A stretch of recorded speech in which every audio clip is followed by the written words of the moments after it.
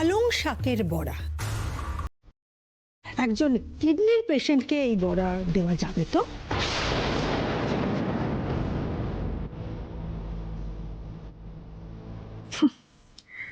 যার পেটে কিল মারলেও ক বেরোবে না, তাকে এখানে তো আমি দাঁত ফোটাতে দেব না। ও তো দাও, কি হলো? খাওয়ানো যায়? রিচ প্রোটিন খাওয়ার এই সমস্ত পেশেন্টদের খাওয়ানো যায়? সেটা তো ডক্টররা ডিসাইড করবেন। রোগীর যদি কোনো স্পেশাল ডায়েট চার্ট থাকে সেটা তাহলে আমাদের ডাক্তাররা জানিয়ে দেবেন, আমরা সেই মতো খাবারের ব্যবস্থা করে দেবো।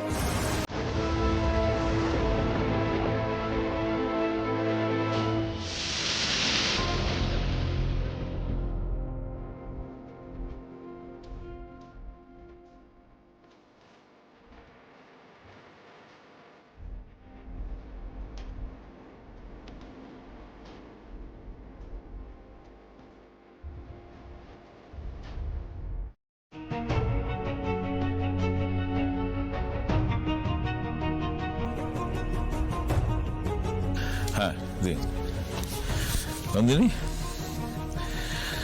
তাহলে আলাপ আলোচনা আজকের মতন এখানেই শেষ। আমরা সকলে মিলে একটা সিদ্ধান্ত নিয়েছি, একজনের নাম এখন ডিসকাস করা হবে, তাদের সামনে এগিয়ে আসতে হবে। Nandini, you do the honour. চল। বলছি না, আমি যেটা বলছি শোনো, নামগুলো বলো। খুব টেনশন হচ্ছে ঠাকুর, আমাদেরকে কি বাঁচবে? বাবা আর নন্দিনী ম্যাডাম কি আমাদের বাঁচতে দেবেন? ওপেন সিলেকশনের ব্যারাটোপকে ফাইনালি মেডিনেস্টের ফুড ডেলিভারি করার বরাত যে ভেন্ডার পেয়েছে, তার নাম হলো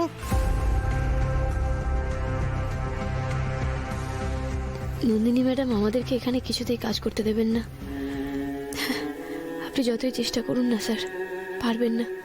তবু একটাই সান্ত্বনা, শেষ মুহূর্ত পর্যন্ত লড়ে গেছে এই টেস্টিটামি, হাল ছাড়েনি।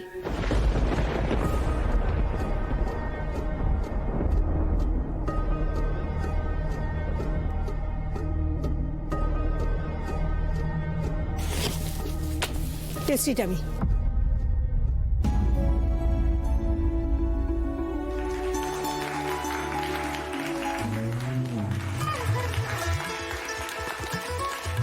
কংগ্রাচুলেশনস। আমরা পেরেছি মা, আমি তোমাকে বলেছিলাম না, ব্যাস একটুখানি সাহস করতে লাগবে। তুই আমাকে বলেছিলি আনন্দী যে ভয় না পেয়ে ভরসা করতে। আমি ভরসা করেছি বলেই আমি নিজের আত্মবিশ্বাস ফিরে পেয়েছি। তুই দেখিস মা, আমি আর কোনোদিনও নিজেকে হারিয়ে যেতে দেব না, দেখিস তুই।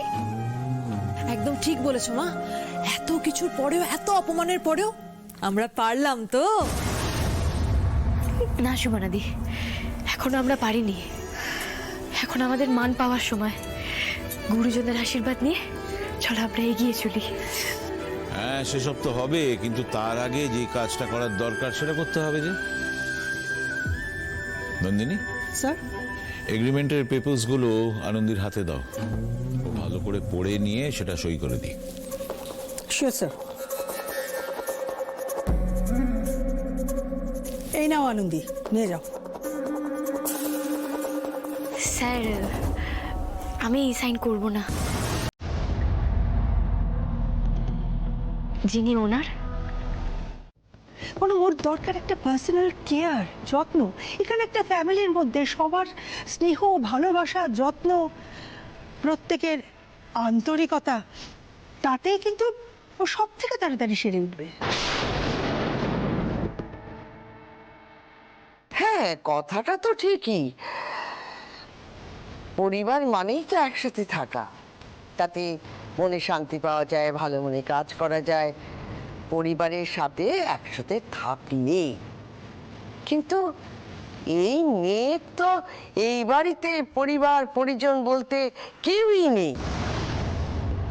তবে হ্যাঁ, আমি তো জানি ওর বাবা মা আছে, কাকু কাকিমা আছে। তা আমার মতে বাপু, ও যদি তাদের সঙ্গে গিয়ে থাকে তাহলে তো আরো ভালো করে ভালো মনে কাজ করতে পারবে।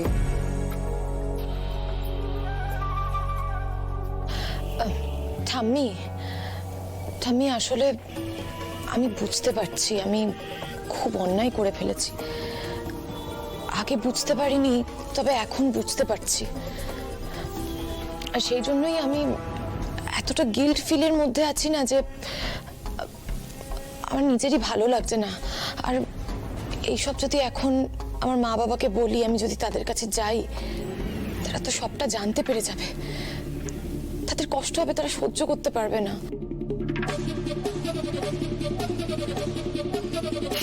মাসিমা, যে মেয়েটা এমনিতেই এতটা অপরাধ বোধে ভুগছে, এখন তাকে যদি জোর করে এইভাবে ওর বাবা মার সামনেও নিজেকে ফেস করতে বলা হয়, তাহলে তো ধরে নিতে হবে ওকে খাদের ধারে নিয়ে গিয়ে জোর করে ধাক্কা মেরে ফেলে দেওয়ার চেষ্টা করা হচ্ছে, তাই না? হ্যাঁ ম্যাডাম, ওরা মরেই যাবে জাস্ট। তাছাড়া আমার কাকু কাকিমা ওনারাও তো কলকাতায় নেই, ওনারা বিজনেস ট্রিপে বাইরে গেছেন, বিদেশে। আমার আসলে এই কলকাতায় আদি আর মেডিনেস ছাড়া আর কিচ্ছু নেই ঠাম্মি।